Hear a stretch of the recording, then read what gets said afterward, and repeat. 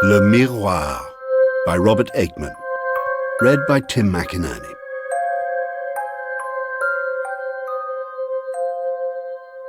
Celia's father was old enough to be her grandfather, perhaps her great-grandfather. He had beautiful silvery hair and a voice like a distant bell of indeterminate note, but, unfortunately, he could move only very slowly. Celia had never known her mother, and that lady's portrait was always turned to the wall, in accordance with her father's adjuration. The old house was crumbling now, and something beautiful was lost to it with every year that ended. Even the drawing of an unknown smiling woman by Raphael, even the tiny box found in the Prince of Moscova's fob, and soaked in his blood. In the end, one would have thought that there remained only the mirrors, the looking-glasses, if you insist. All the looking-glasses were, of course, mercury-silvered, so that as well as reflecting, they embellished and discriminated. Day by day, Celia's father would toil round the rooms, struggling up the grand staircases, crawling perilously down them, in every room, on every landing, at every dark corner, gazing in the looking-glasses, outstaring time. Right from the cradle, Celia had vouchsafed her frail, dream-like drawings. She had studied every urn in the park and every ancient tree by every condition of light. It was natural that when Celia had arrived at her 16th birthday, she should wish to go to Paris in order to increase her power and widen her range. Still in a dream, she found herself enrolled at a long-established and old-fashioned private atelier. Etienne's, it had been familiarly named by many generations of students, some of them always British. Celia, aged 16 years and 11 days, was escorted to France by Mr. Burfey, the chief clerk in Totland's, her father's solicitors, and of course her own too. But all the arrangements had really been made by Celia's distant cousin Rolf, who found her a nearby apartment, very high up, but with 2 rooms, though small ones, and with what amounted to a private staircase down to the sanitary facilities on the floor immediately below. It was unexpected that a girl of Celia's age and background should be deposited on her own in Paris, but she had requested it. She had always spoken quantities of French, and she could not see that there was anyone to make a fuss. Fortunately, Celia could depend upon an adequate allowance. This was mainly because her father did not understand the value of money, and throughout his long life had made a point of refusing all advice about it, or about anything else. The first things that Celia bought were additional chattels for her miniature rooms, which she was surprised to find almost unfurnished. In particular, there was not one single mirror or looking-glass, so Celia went out and purchased 5 looking-glasses immediately. All but one would be merely for use each day and were backed with nitrate, but the last of her acquisitions might have stood in any bedroom. Celia had spotted it in one of the low, dark, hopelessly untidy shops where, until recently, one bought such things in Paris. The shop had proved to be run not by the usual very old man, but by an even older woman. The aged tricoteurs had driven a terribly hard bargain, but Celia had to possess the glass, for the obvious reason that she could not live without it. Secondly, because it bore extremely faded traces of mysterious male and female figures. Thirdly, because the face that had just looked back at her from its shallows and depths had not been her own. Celia sat before the beautiful mirror or looking-glass, now in one new dress, now in another, and intermittently without troubling to put on a dress at all. So life continued. Celia could not quite say for how long, as her father wrote letters of any kind only on formal occasions, and Totland's really had no business to transact with her beyond paying out her allowance with their usual precise punctuality. One morning Celia felt quite certain of something that of late she had more and more suspected. She was not merely looking older, but looking much older, more perceptibly skinny. The first bright light of spring must have wrought the trick. At least Celia presumed it was the spring, which she had always distrusted, even artistically. It was the season when doubt was no longer possible. Momentarily she clutched at the neckline of her dress and managed to inflict an actual rent. Even the fabric of her garment seemed to have weakened slightly. This had been an expensive garment once.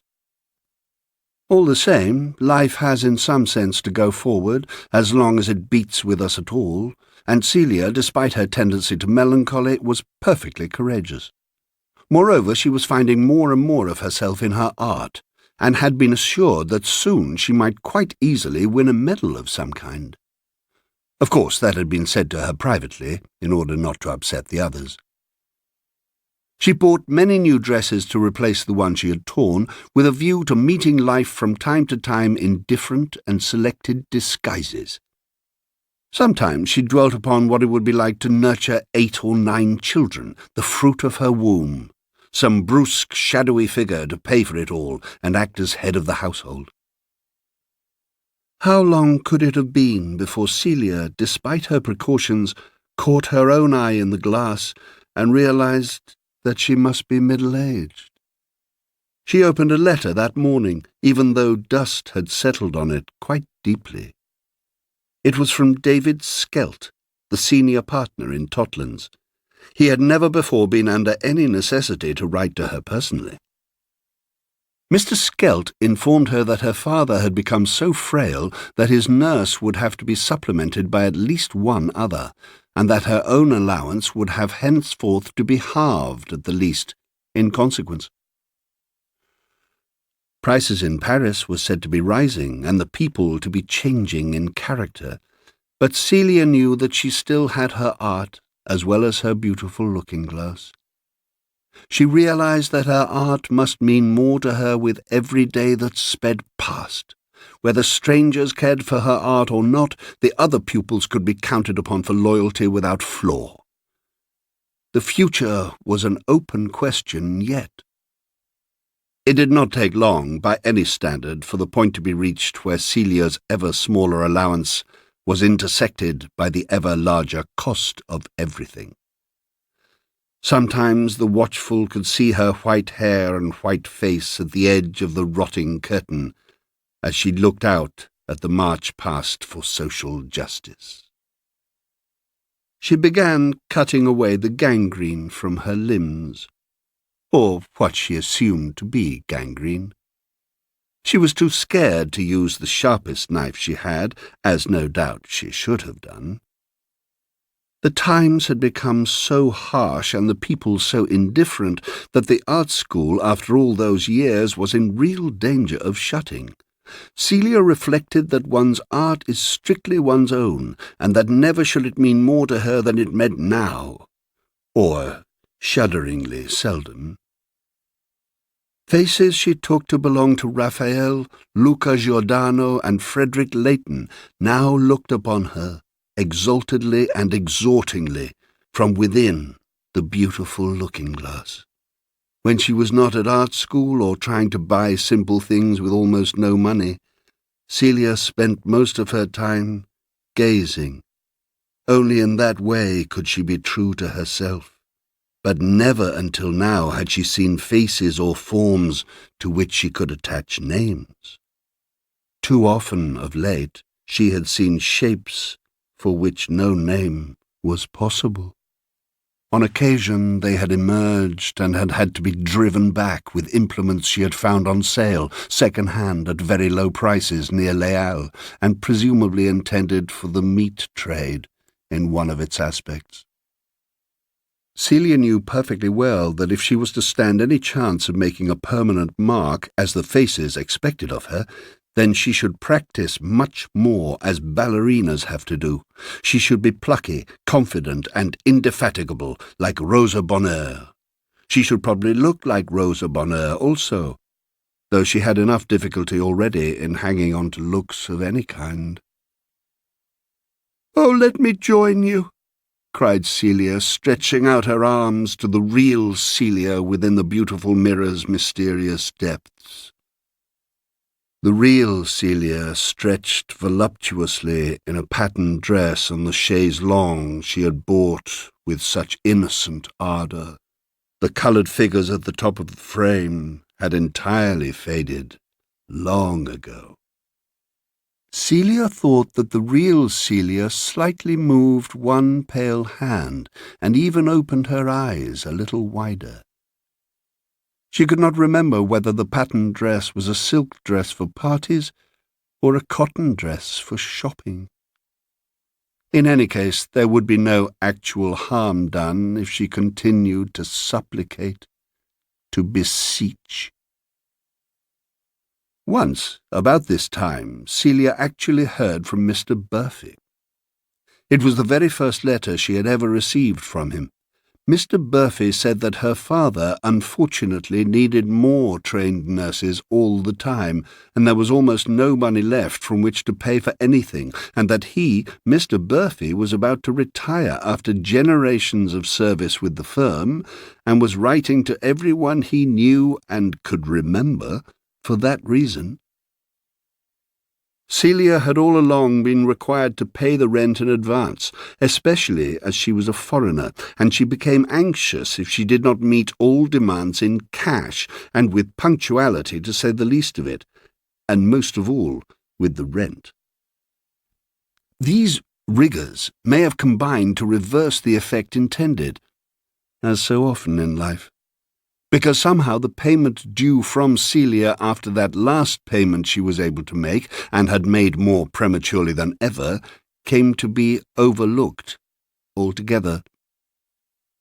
It is not such an uncommon event in Paris as is generally supposed. Quite unfairly, there was a small scandal when Celia was certified to have been dead for something like 4 or 5 months, before any part of her was actually found by a visitor from the outside world. After various alarums had been raised, the elderly married couple who lived far below Celia and looked after the place as best they could, sent their burly young nephew Armand to beat upon the door. In no time Armand came hurtling all the way down again, nearly doing himself an injury in the feeble light. What he had to say was that he had quite clearly seen Madame lying there in the mirror, but no Madame in the room itself. However, this summary proved possibly erroneous on at least 2 counts. The figure seen in the mirror proved, upon Armand's cross-examination by his adoring aunt and all the community, to be not Madame at all, but Mademoiselle, perhaps, and therefore beside the present point. And Madame was in the room herself, though as to what had happened to her, the pathologist ultimately declined to make a declaration. The press thought it might have been rats, and it was mainly that hypothesis which caused the scandal, such as it was.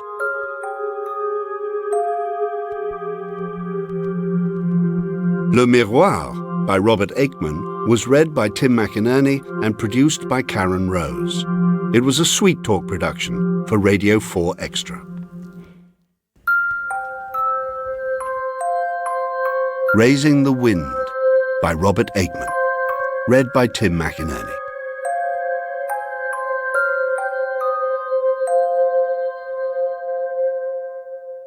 A man I know named Philbrick makes his living by navigating boats from one place to another on behalf of their owners.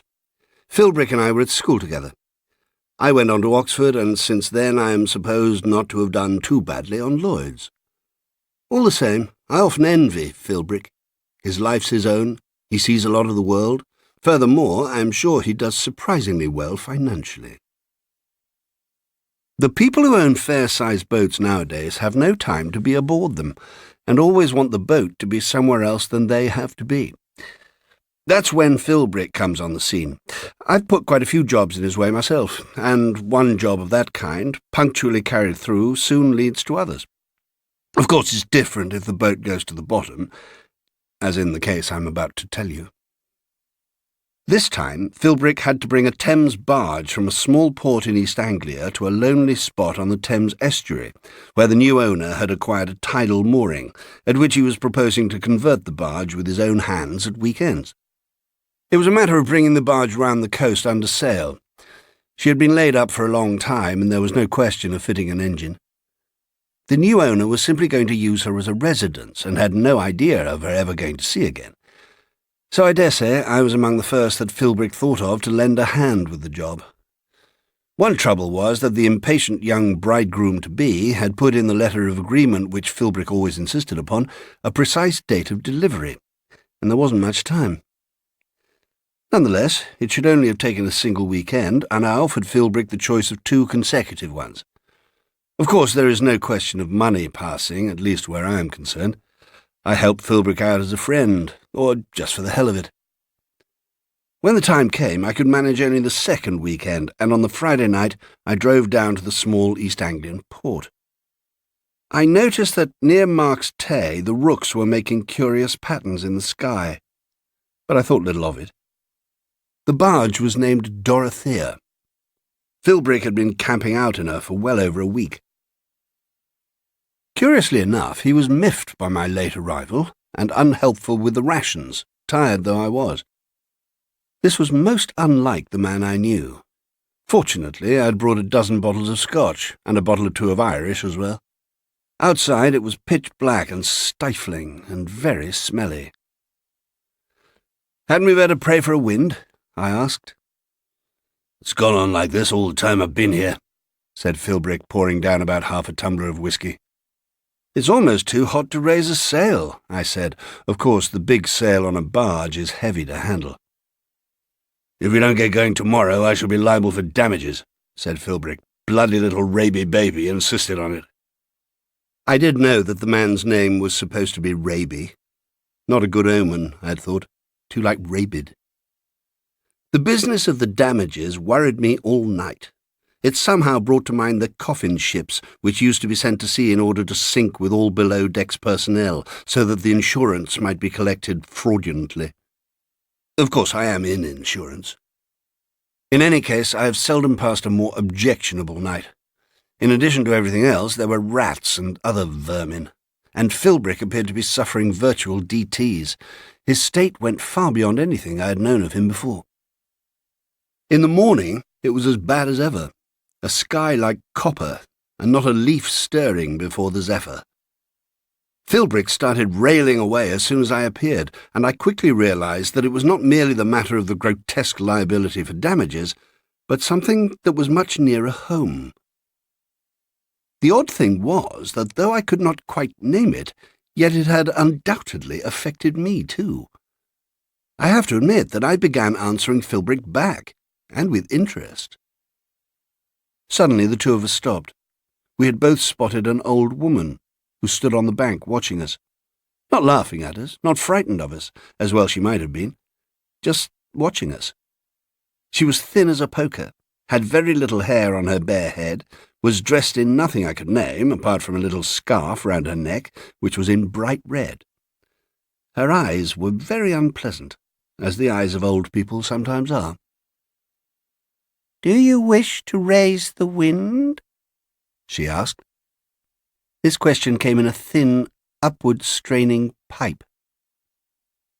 "Suppose we do," rejoined Philbrick. "Come with me to the church," said the old woman, still standing narrow and motionless. "It will cost you almost nothing." "All right," I called across to her, upon impulse.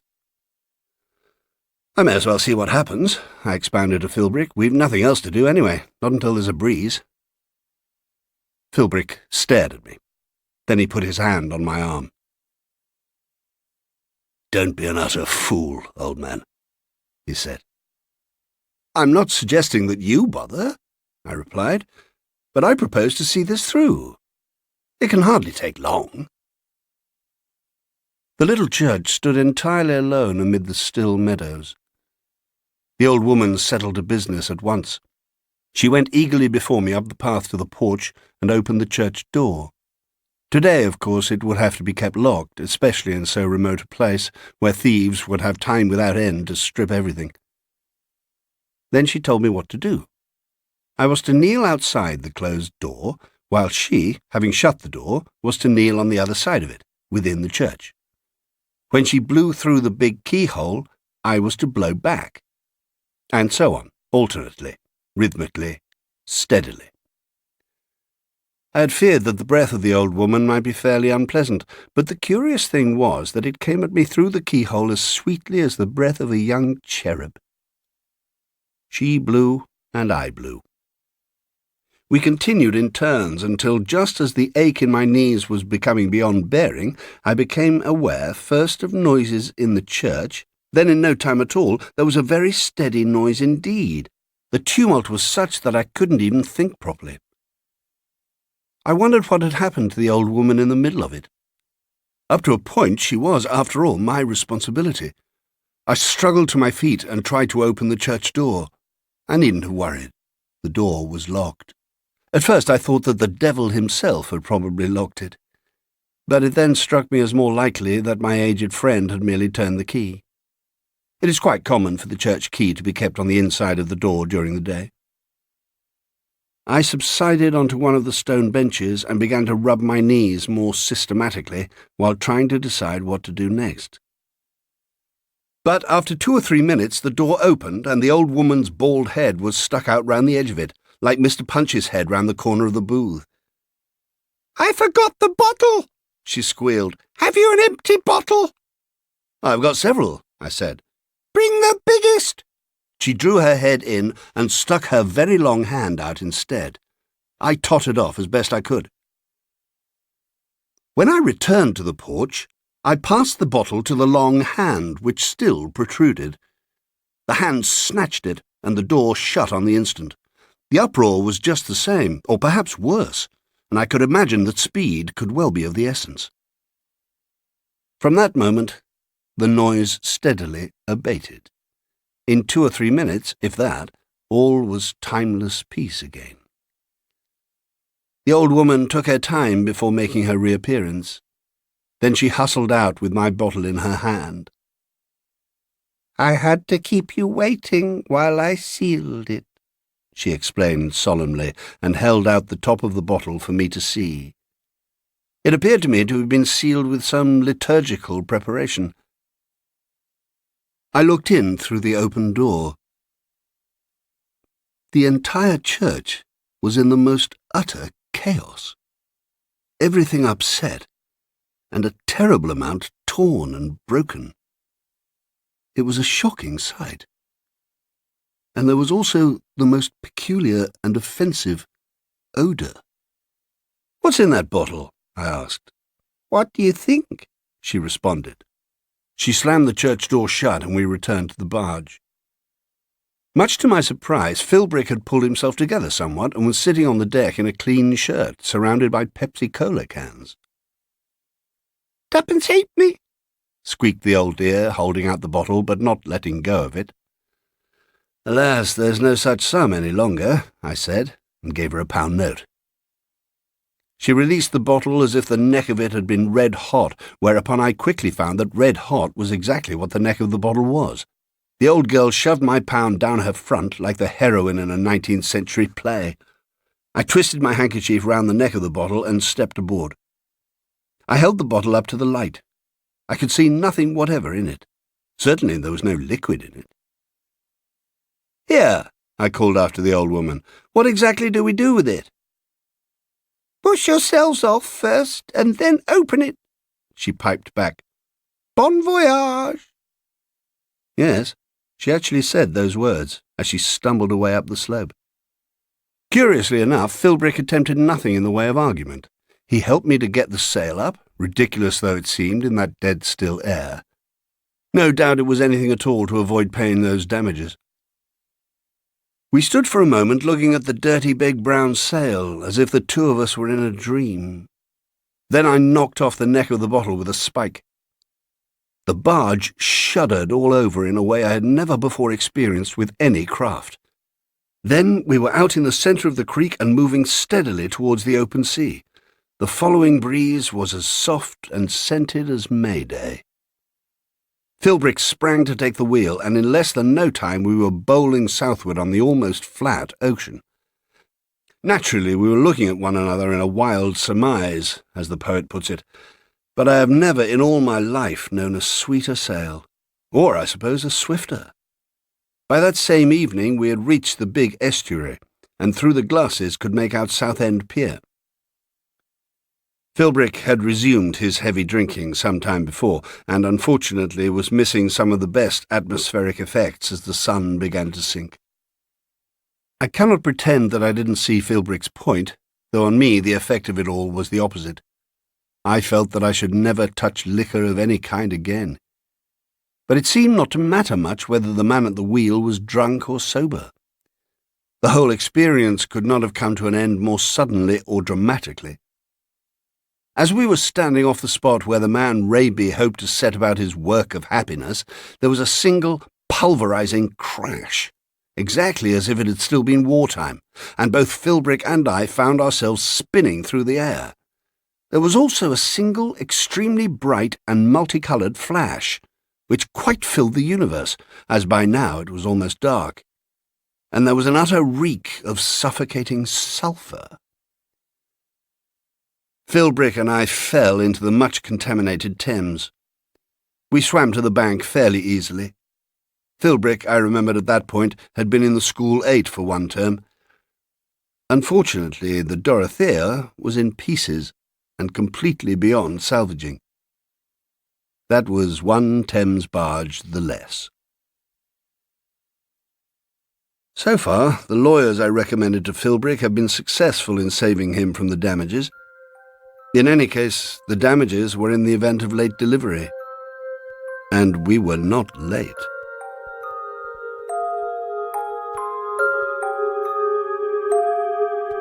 Raising the Wind by Robert Aickman was read by Tim McInerney and produced by Karen Rose. It was a Sweet Talk production for Radio 4 Extra.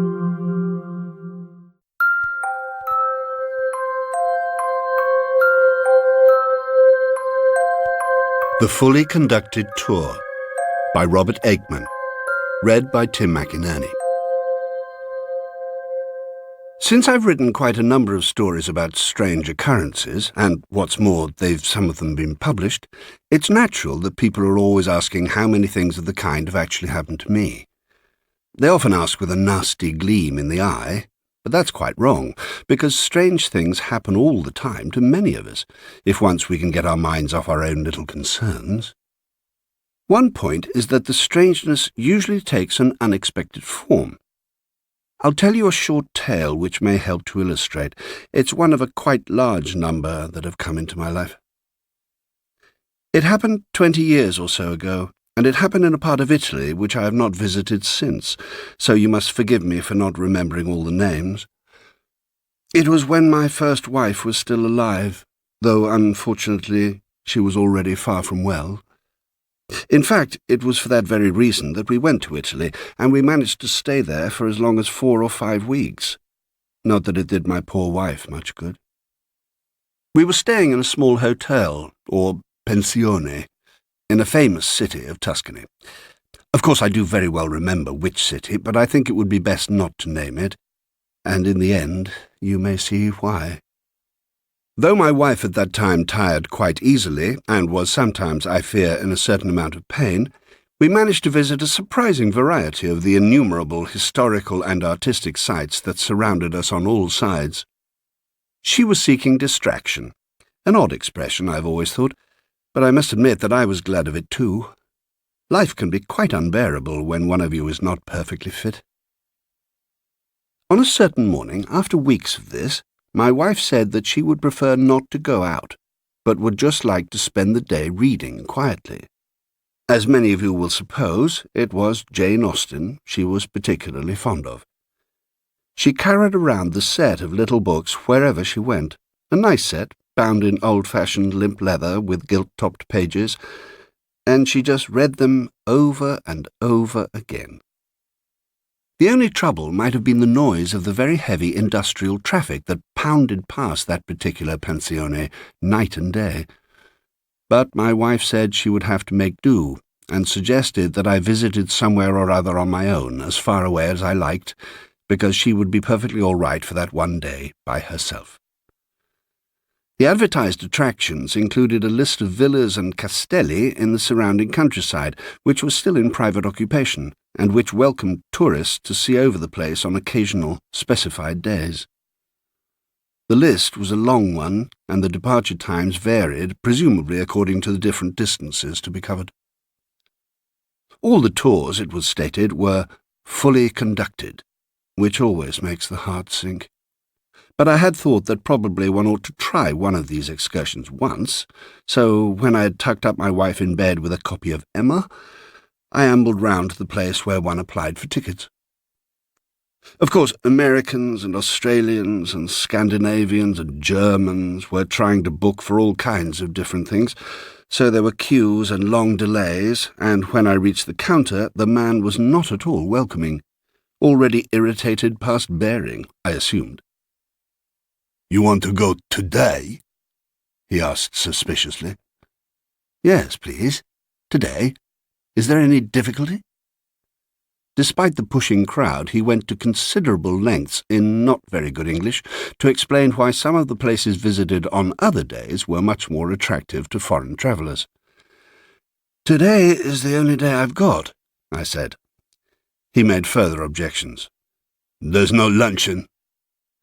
I have forgotten to mention that most of the visits were supposed to include a meal. "Why is that?" I asked. "No food." He stared at me very hard for a moment, but could obviously think of nothing more to say, at least in English, and then very slowly wrote out several of the complicated pieces of paper that go with such outings. Of course, I did not really mind very much about missing luncheon, especially as it seemed to have led to a big reduction in the price, but I had to fill the morning somehow, and whatever happened, I couldn't go back to the pensione. I was quite surprised by how much time I managed to while away just sitting outside a cafe and watching the different women and girls pass by, all walking so differently from the way they walk in England. Then I went to look at the classical statuary in a nearby gallery, which I had almost entirely to myself, though the attendants, one in each room, kept coming up to me and saying, "Venus," or "Juno." There was nothing particularly notable about the party on the coach. It was the usual tired elderly group, struggling a little belatedly with a new world, and not venturing much on comment, except upon such topics as the currency. I spoke to none of them. Of course there were no natives of the country, though a middle-aged Italian woman acted as courier, aided by a very efficient public address system. She looked tired too, but was quite elegantly dressed, and carried herself as gracefully as the rest of her compatriots. She talked about the cascades, the beautiful views on both sides of the coach, and the histories of the different families since Roman times, especially, of course, of the family we were about to visit. She said everything in American English, and some of the things in French and German also. She was difficult to follow, but remarkably sincere. After about 2 hours we reached our destination, and the coach drew up in the courtyard of a vast habitation. Much of the villa was in the Gothic style and extremely difficult to date. One would have said that very little of it could nowadays be inhabited, but appearances can be misleading, especially among the patricians of Italy. There was an enormous portico, and beneath it stood a lady whom one could not doubt for a moment was the chatelaine of the establishment. She was just about the most lovely woman I had at that time ever seen, and she was quite perfectly dressed, in what one knows to be a most expensive way. Furthermore, the lady spoke English much better than the ordinary English person. The sights within were as forlorn-looking as one could have expected. Indeed, strictly speaking, there was nothing to see at all, either from the ordinary guidebook point of view or still less from that of the connoisseur. I am not a connoisseur, but it was not difficult to see that much. The apartments were enormous, but almost everything was flaky and discoloured, and it occurred to me from place to place that the floorboards might well be actually unsafe. Most of the contents had been dispersed, but at least the lady did not claim that what remained was more important than it was. I was edging along at the rear, as one does when one has to be conducted, but every now and again I was aware of catching the beautiful lady's eye. I truly had not been seeking to do so, and I found it difficult to judge, as one sometimes does, whether it was my eye that was being caught. But in the end, I could be in almost no doubt of it. What happened was this, and it was something that I shall never in my life quite forget, simple though it seemed at the time.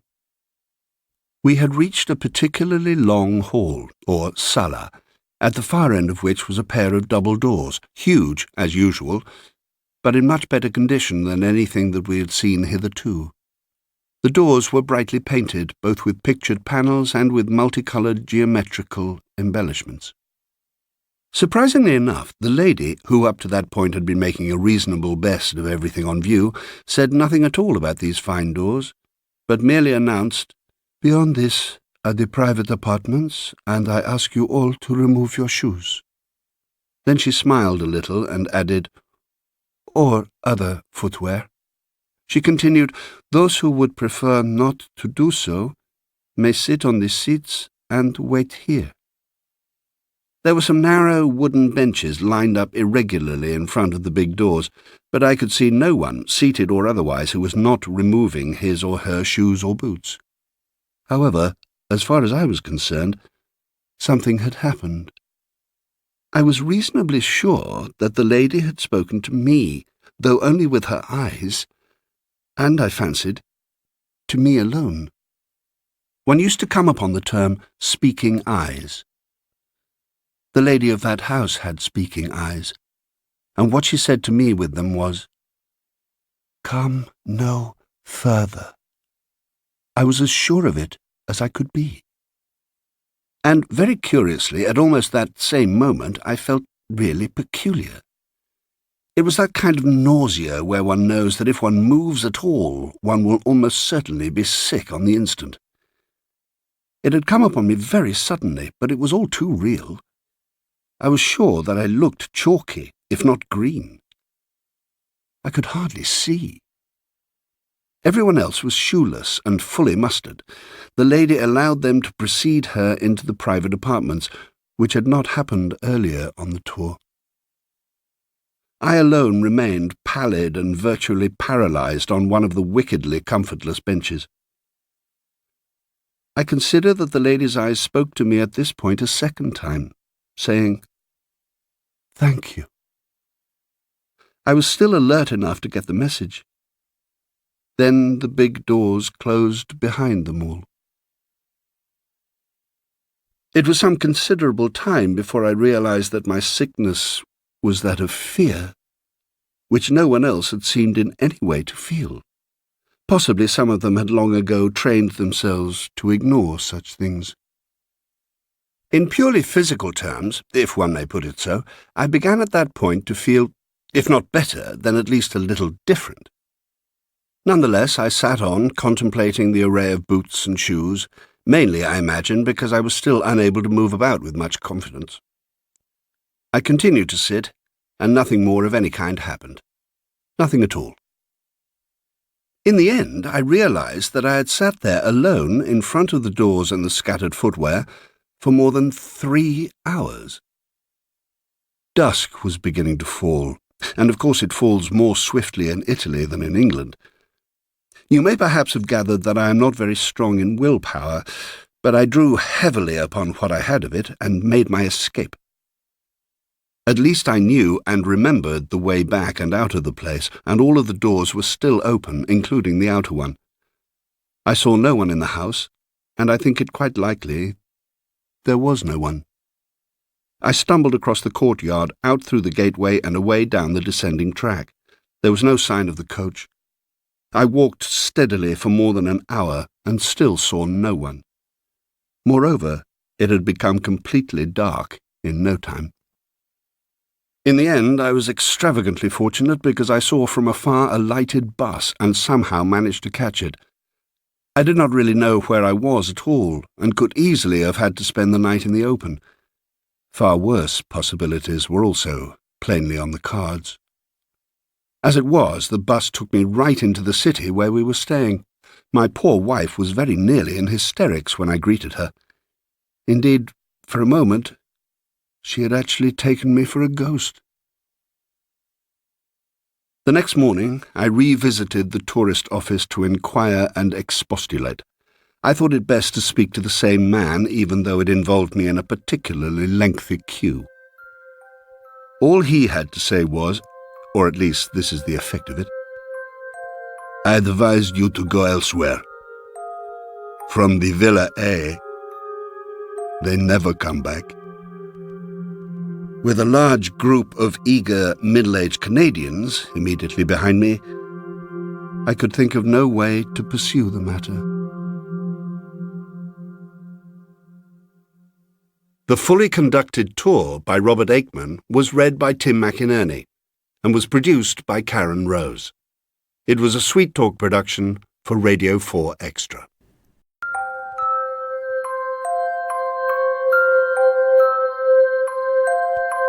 The Coffin House by Robert Aickman. Read by Tim McInerney.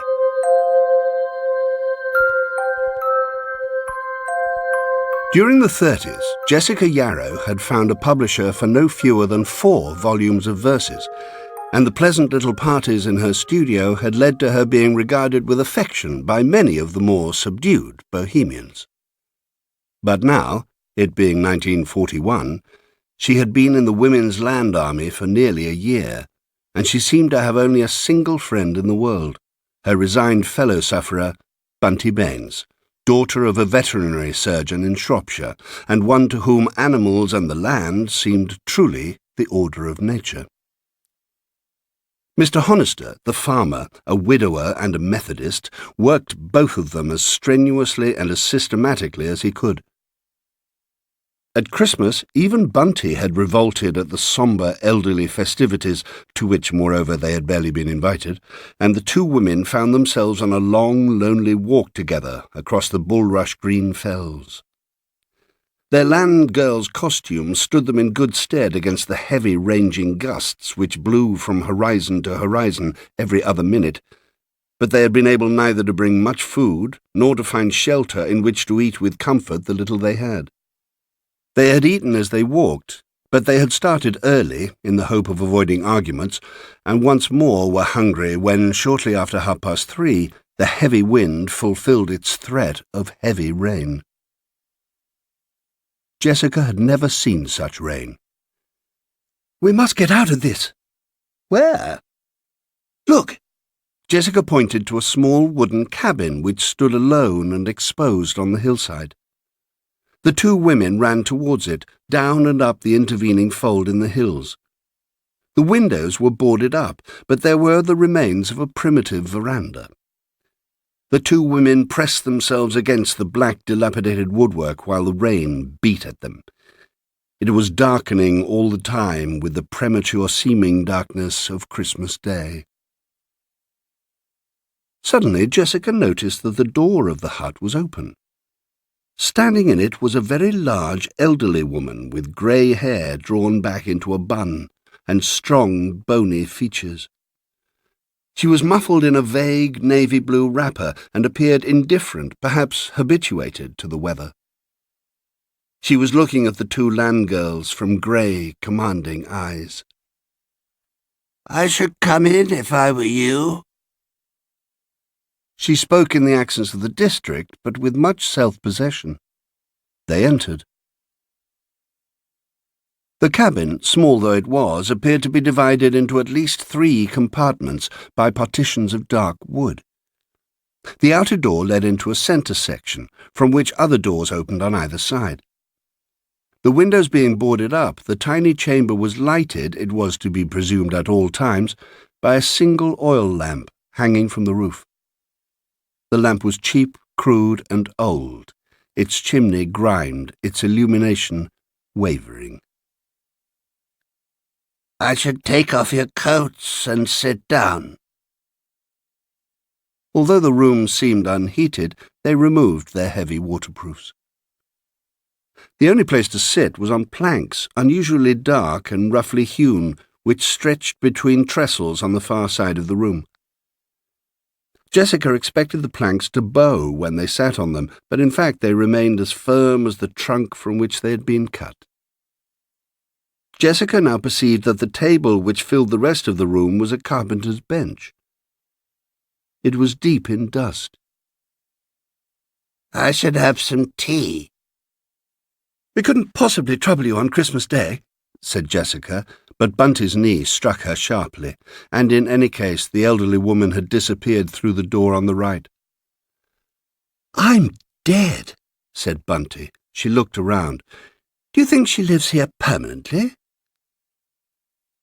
Jessica, faithful to the habits of a lifetime, was combing her wet hair. She found it impossible to see in her little mirror. She said nothing but, "God knows." "I wonder if she's good for an egg," continued Bunty. "I could use an egg." "No hens," said Jessica, trying to smarten her tie. In a moment the elderly woman was laying tea on the dusty carpenter's bench. The cheap white china was chipped and cracked, the teapot spout jagged as a broken tooth. The genteel penny bazaar knives were serrated and rusty. "I should start." Jessica lifted the pot to pour. Immediately she realized that it was empty. Plainly also, there was no food of any kind. Even the sugar basin contained only a discoloured slime. The elderly woman was silently watching them from her grey, commanding eyes. Jessica perceived that the woman could prevent them from walking round the heavy carpenter's bench and reaching the door. For a moment she thought. Then she put down the teapot. "I'm so sorry. My friend and I both take milk." The elderly woman nodded and retired. "Come away," said Jessica more softly than a mouse. "Bring your mackintosh." But Bunty was tightening her belt, and this delayed them, so that before she could reach the door the woman was back. Bunty screamed sharply. The woman had discarded her navy blue wrapper and was dressed in the uniform of an old-fashioned policewoman, with tunic and long skirt. Jessica associated the costume with the previous war. "I shouldn't try any funny business." She had her back to the door. In the heavy clothes she looked more massive than ever. Her voice was sharply menacing. "When my father passed away, his job became mine. I'm the only village policewoman in England. You didn't know that, did you?" Jessica could only shake her head, but she was trying to think. She noticed that Bunty was very pale and seemed as if under a spell.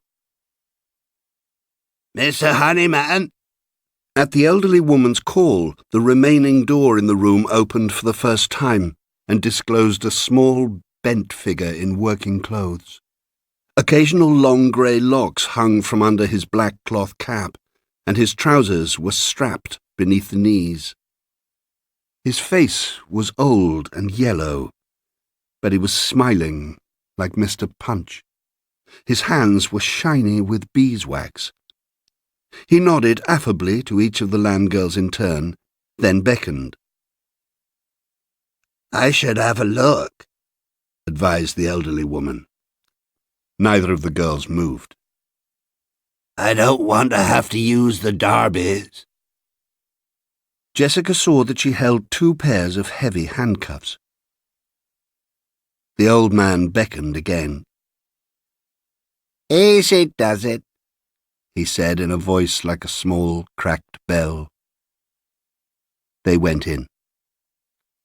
The inner room was lighted by 4 tallow candles, the bases of which had been liquefied and stuck on the floor. Placed so that there was a candle on each side of them were 2 open coffins. They seemed made of the same dark wood as the rest of the place, and they were deeply and newly padded with glossy blood-red satin. Set upright behind them stood their tops, each with a polished and engraved silver plate, which reflected rectangles of light from the candles onto the wooden walls of the room.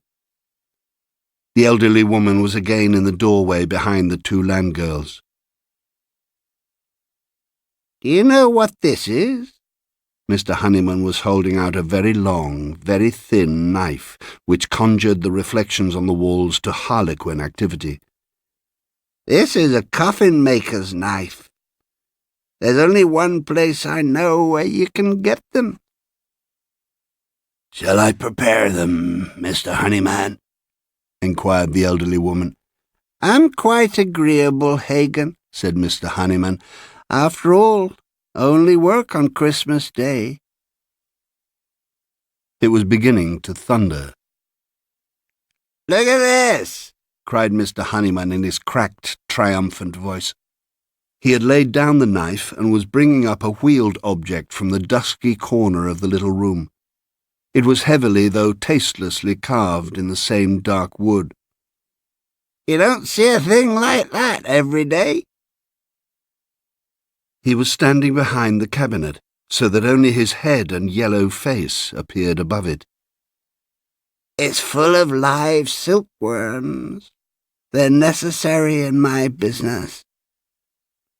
As he spoke, he was unrolling a bale of soft white silk. The two land girls were clinging together. "I should take off your ties," suggested the elderly woman. Jessica saw that she had put down the handcuffs and held in one hand a piece of thin red string, such as chemists use for small parcels. Still as if spellbound, Bunty began to comply. She took off her tie and unbuttoned her shirt to the waist. Suddenly Jessica's hands, rough from the fields, were round the old man's throat. In a moment the long, thin knife was hers. Instantly the elderly woman was blowing her police whistle. She blew rendingly, mercilessly, until it seemed that the elements outside the tiny dark cabin picked up the alarm. There was a screaming, cleaving crash and a bright white light. The storm had struck the exposed hut. Or perhaps it had not been thunder, but guns. Jessica awoke in what she took to be a hospital. Certainly there was a nurse standing by her bed. "Where's Bunty?" "I should rest if I were you."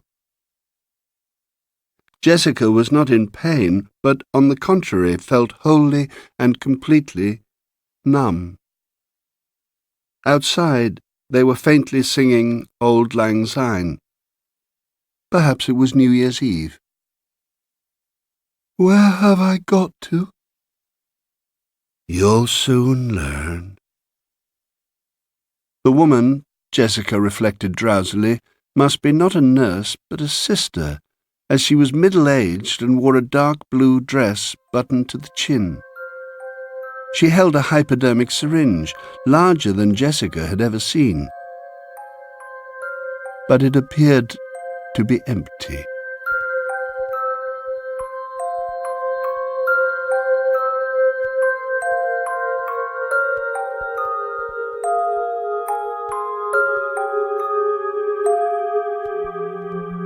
The Coffin House, by Robert Aickman, was read by Tim McInerney and produced by Karen Rose. It was a Sweet Talk production for Radio 4 Extra.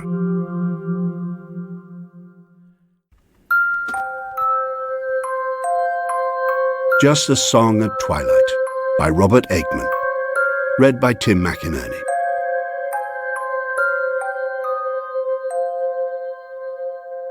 Up the mud road, neither old nor new, but timeless and sad as the people who built it, advanced the much battered station wagon.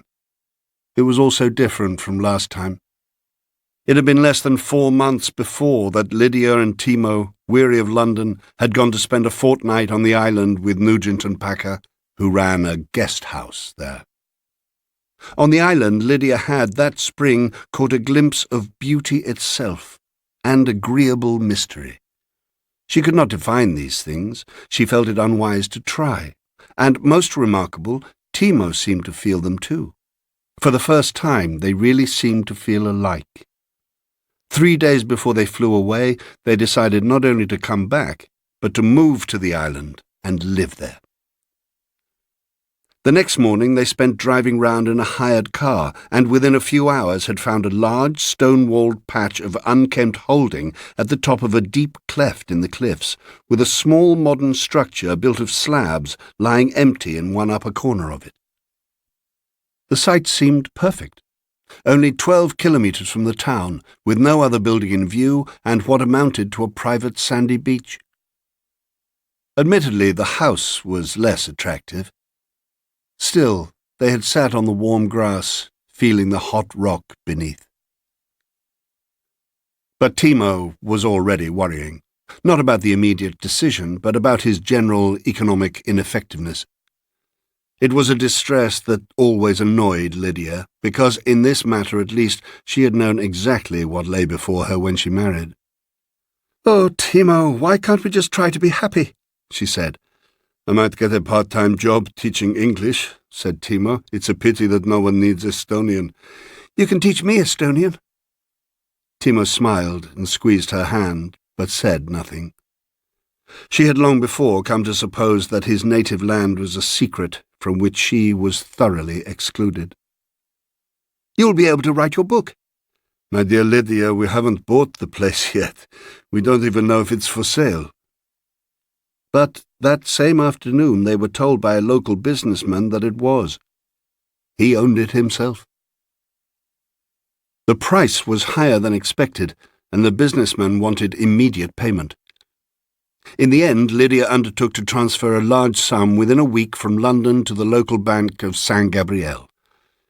Timo signed 6 or 7 half-comprehended sheets of paper. The property was apparently theirs, and they went into the beautiful square for drinks. When, the following week, all their London friends said they must be quite mad, they lightly out-argued them. But now, in their own station wagon, weighed down with books, art objects, pans, suitcases and camping equipment, the 12 kilometres from the town seemed far longer than they had remembered. Timo set out on a journey round the small estate. "There's a well," he reported. "Is there water in it?" "That will take time to find out." "Isn't it the first thing?" "The first thing tomorrow, perhaps. Now we just unload and go back to Nugent and pack up." It had been the agreed arrangement, but Lydia had never really approved of it. "Couldn't we stay here now that we've got here? There's food and bedding in the van, and all we've got to do is to get up some water." "We're committed. We told Nugent and Packer we were coming back." "They'll hardly notice whether we're there or not." "You wouldn't speak like that if Nugent and Packer were your friends." "In this heat it's absurd to grind along for any more miles in that closed van unless we have to. I'm going to try the well." Lydia ploughed and sweltered across the grass. When she reached the well in the middle of the empty grassland, she shouted back, "What's all this wire?" Across the grass beyond, impeding the access to the private beach, was an entangled swathe of military barbed wire.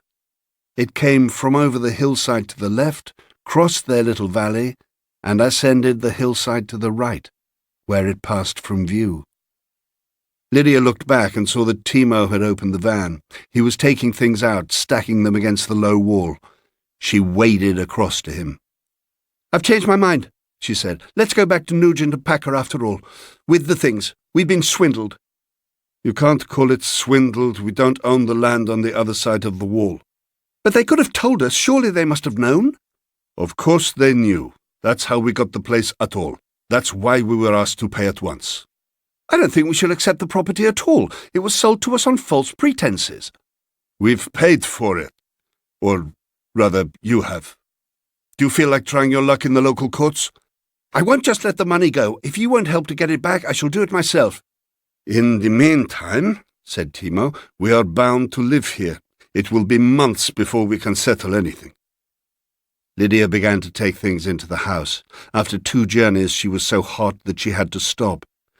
In the end they managed it between them, and the disposition within of the simple objects, the camp beds and the cultural mementos, became almost diverting. Moreover, there was water in the well. They threw down rugs to flatten the long grass, and Lydia began to boil water for tea on their primus stove. "We'd better boil it thoroughly," she observed. "I think it's all right. It looks to me like a spring. I'm glad something's gone right." They sat gazing at the barbed wire beyond the far wall, awaiting the primus. "If you'd like to stop here tonight," said Timo, "I don't really mind." 10 minutes slipped by. Then there was an interruption. "That's a car," said Timo. "It stopped here," said Lydia. There was a sound of pushing through the grass, and the unexpected figure of a woman came round the corner of the house. She wore a very inappropriate black woolen dress, neglected flat-heeled shoes, and no stockings. She seemed to be about 30. "Can you lend me some money? 10 crusados will do. I have to pay for the car, please." Timo immediately put his hand in his pocket and produced 14 crusados, all he had, which he gave her. She disappeared.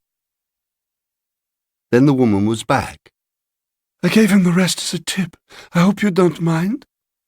They don't like coming all this way, and I have to keep him in order to go back." Lydia had completed the infusion. "Would you like a cup of tea?" "No, nothing, thank you." Lydia filled 2 cups. "Do you live on the island?" "Down in the town. I'm in an impossible situation. I want you to help me. You're the only people who can." Timo was stirring his tea. "What do we have to do?" he asked. He was not looking at her. "My husband bought a house here. He sent me to live here, and without my 2 sisters.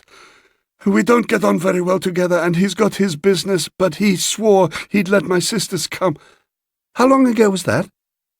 "More than 6 months. I've never heard a word more." "And now you've run out of money?" "Yes, but that's not the worst thing. It's the house. It's haunted." "Before you tell us about it, are you sure you wouldn't like a cup of tea?" She shook her head. "You don't know what it means. No one can know." Timo put down his empty cup. "No, I don't know," he said. "Tell us." She twisted back again and faced them.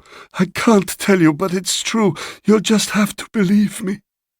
"I don't suppose the details are any of our business," said Timo. "Where does the money come in?"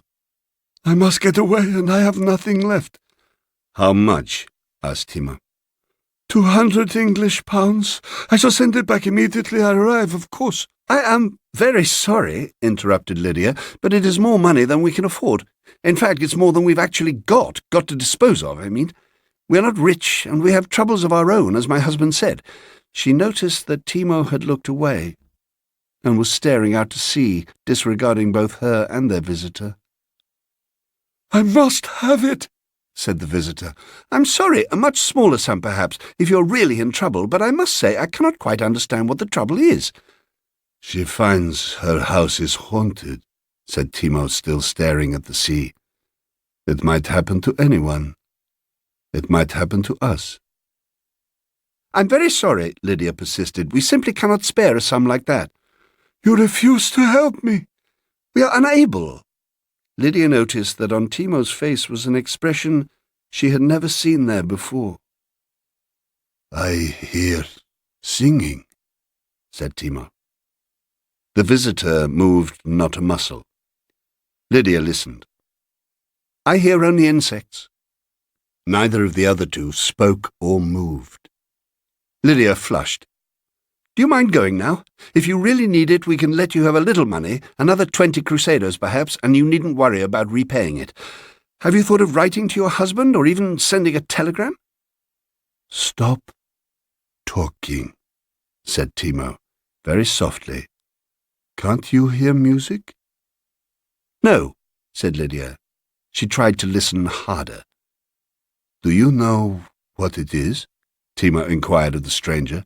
She nodded. "Tell me." "They say that few can hear it." "Can you hear it?" She nodded again. "It's part of the reason why I must get away."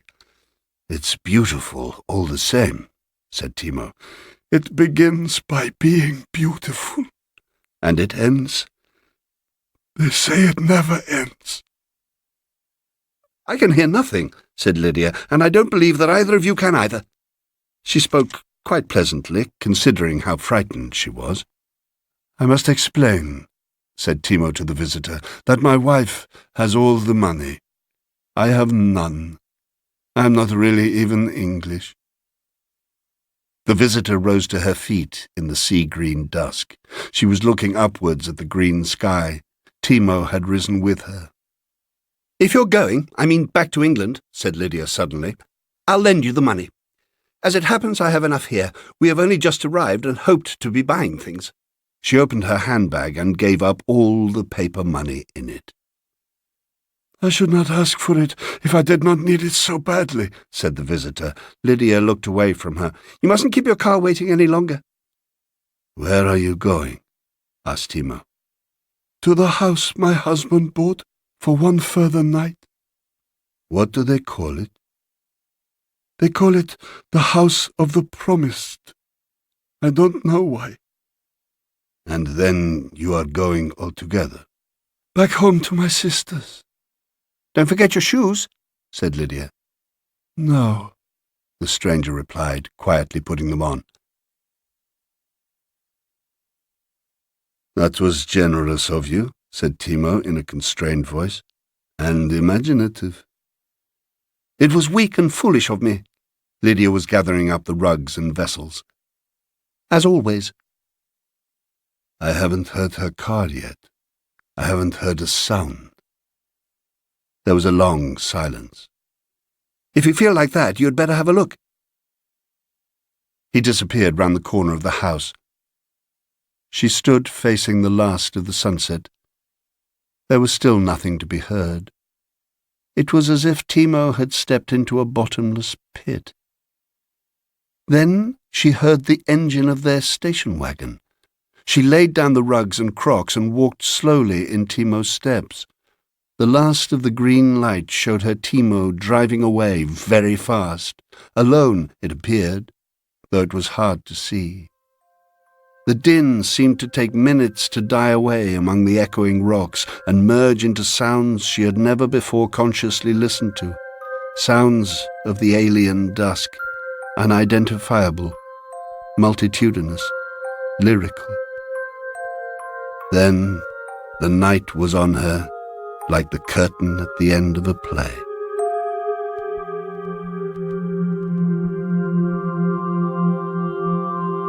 Just a Song at Twilight by Robert Aickman was read by Tim McInerney and produced by Karen Rose. It was a Sweet Talk production for Radio 4 Extra.